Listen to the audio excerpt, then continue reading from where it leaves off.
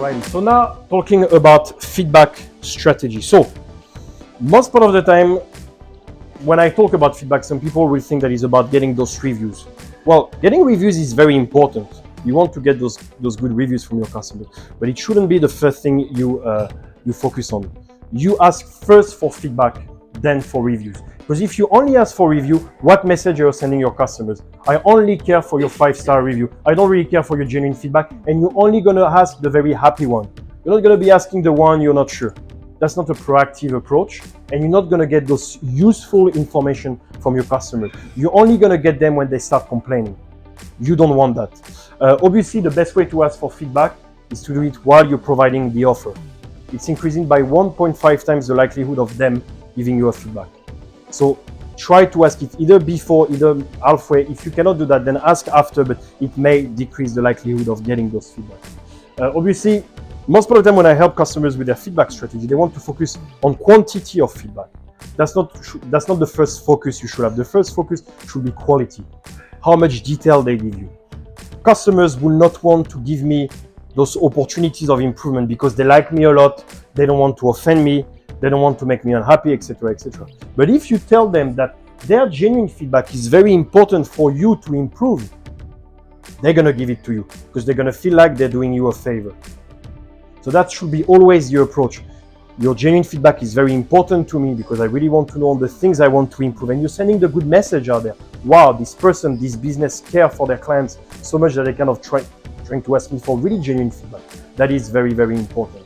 And again, you're going to be proactive there because you may get your opportunities of improvement from your happy clients rather than getting it from unhappy and complaining clients in the future. That's how you're going to be proactive when it comes to customer feedback.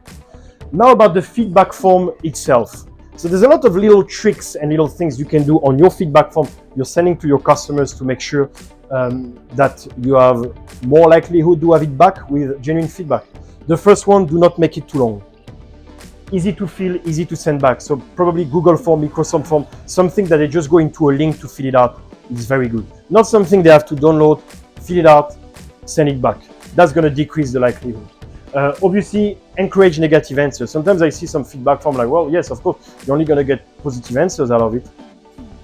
Questions such as, is there anything I could improve?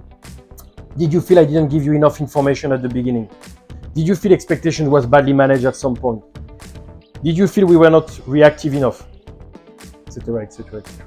Now, if they give you those answers that don't really make sense, that is again a good opportunity for you to manage expectations, even at the end, because you don't want them to leave with the wrong idea of what you're providing, with wrong expectations. You want them to be happy. So that may be again that last opportunity for you to have this discussion with them.